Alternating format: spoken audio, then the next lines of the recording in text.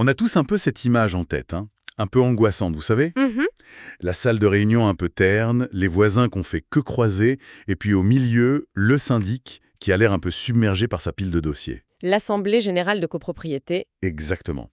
Le rendez-vous annuel qui a cette réputation d'être long, technique, et parfois, bon soyons honnêtes, un peu tendu. C'est souvent le cas. Mais imaginons un instant, on a une idée qui nous semble géniale pour l'immeuble.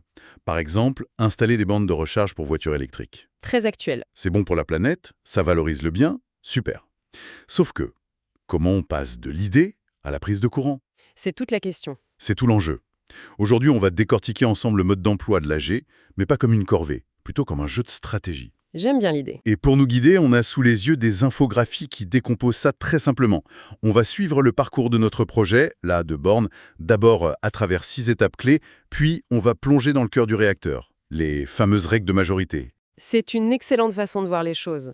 L'AG, ce n'est pas juste une réunion. C'est l'organe souverain du syndicat des copropriétaires. Le parlement de l'immeuble, en quelque sorte. C'est ça, le parlement de l'immeuble.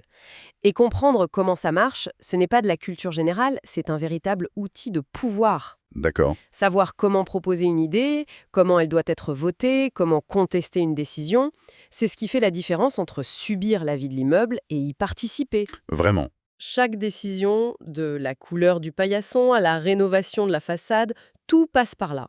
Donc votre projet de borne électrique, c'est un cas d'école parfait. Parfait, alors allons-y. Notre première infographie, elle découpe le processus en 6 étapes. C'est un peu notre feuille de route.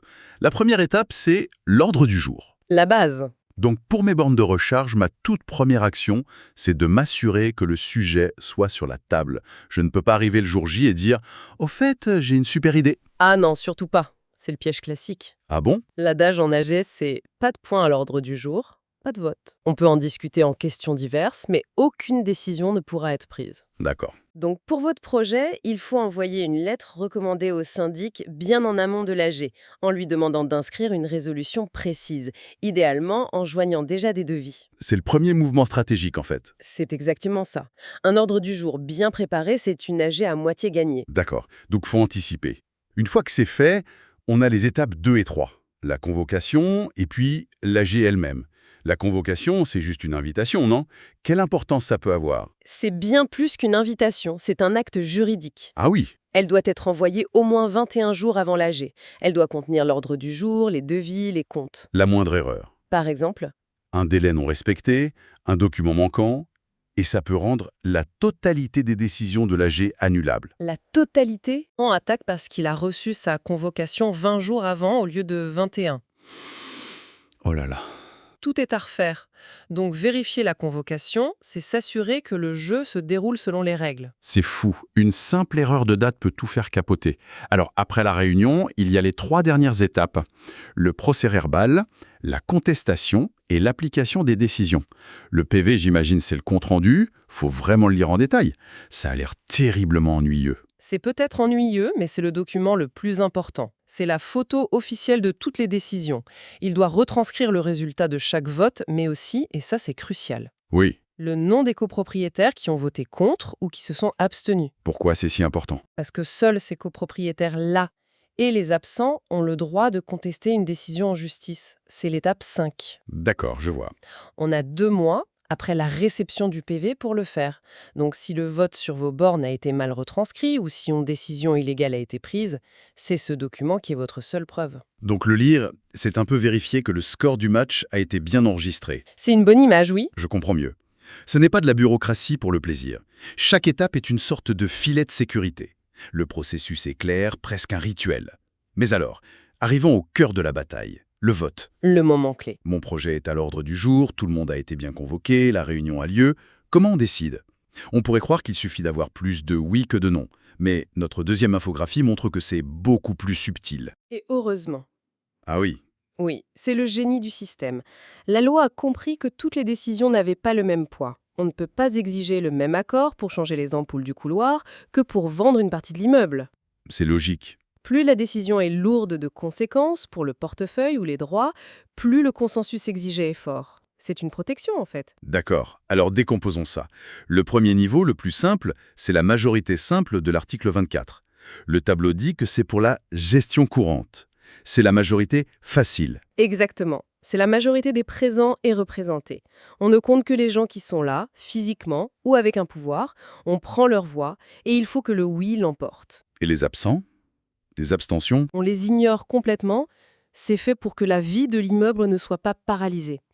C'est avec ça qu'on approuve les comptes, qu'on vote le budget ou qu'on décide de petits travaux d'entretien.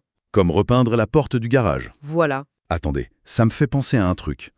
Est-ce qu'un syndic ou un conseil syndical un peu malin ne pourrait pas essayer de faire passer un projet un peu plus gros en le qualifiant de travaux d'entretien, juste pour que ça passe avec cette majorité facile? C'est une excellente question, et oui, ça arrive. Ah, La frontière entre entretien de l'article 24 et amélioration de l'article 25 est parfois floue, et c'est une source de litige. C'est précisément pour ça qu'il est crucial de connaître les règles. pour pouvoir dire, attention, là ce n'est pas la bonne règle de vote. Exactement. C'est un autre aspect de l'outil de pouvoir dont on parlait. Très clair. Alors, montons d'un cran. Pour mon projet de borne de recharge, là, on est clairement dans l'amélioration, pas dans l'entretien. On est d'accord. J'imagine donc qu'on passe à la catégorie suivante, la majorité absolue de l'article 25. Là, la règle du jeu change, n'est-ce pas? Radicalement. Ici, on ne compte plus seulement les présents. On calcule sur la base des voix de tous les copropriétaires de l'immeuble. Tous, présents, absents, représentés. Tous. Il faut obtenir la majorité de ce total, soit 501 tantièmes sur 1000 par exemple. C'est beaucoup plus difficile à atteindre, surtout avec l'absentéisme. Et c'est pour des décisions comme... La désignation du syndic ou justement des travaux d'amélioration, comme les vôtres. Ouch, ça veut dire que si la moitié des gens ne vient pas à l'AG, mon projet est mort-né, même si tous les présents votent pour. C'est décourageant. C'est là qu'intervient un mécanisme essentiel, une sorte de soupape de sécurité. Une solution jussive. Oui, ce qu'on appelle la passerelle. Si votre projet n'atteint pas cette majorité absolue, mais qu'il recueille au moins un tiers des voix de tous les copropriétaires. Un tiers, d'accord. Alors la loi autorise un second vote, immédiatement, pendant la même assemblée. Et ce second vote, lui, se fait à la majorité simple de l'article 24. Ah, la majorité facile du début. C'est ça, celle des présents est représentée. C'est un filet de sécurité. Donc, en tant que porteur de projet, ma stratégie change complètement.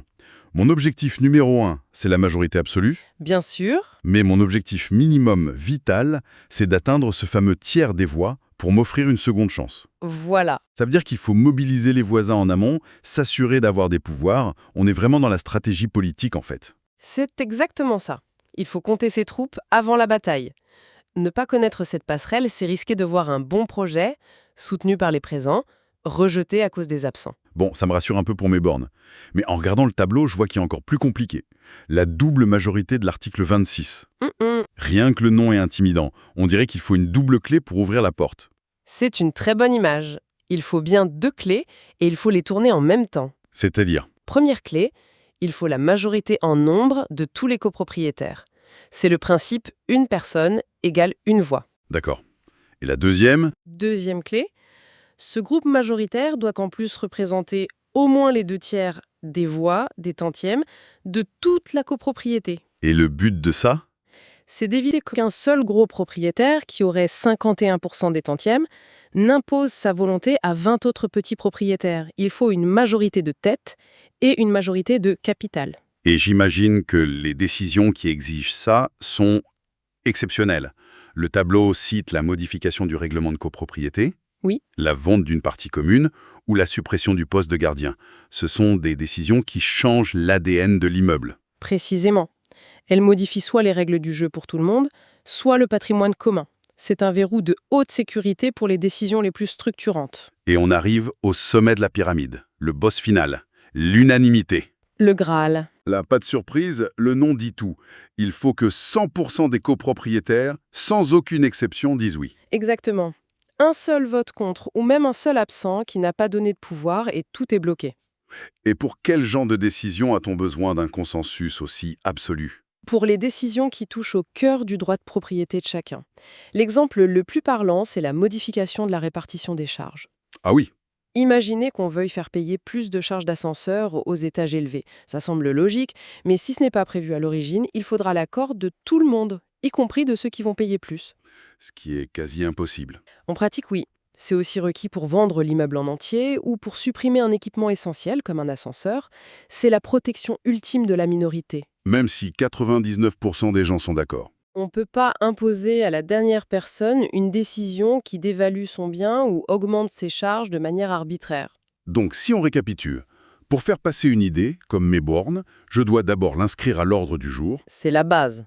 Ensuite, le jour J, je vise la majorité absolue de l'article 25, tout en m'assurant d'avoir au moins un tiers des voix de tout l'immeuble en poche, comme plan B. C'est la bonne stratégie. C'est un vrai parcours du combattant.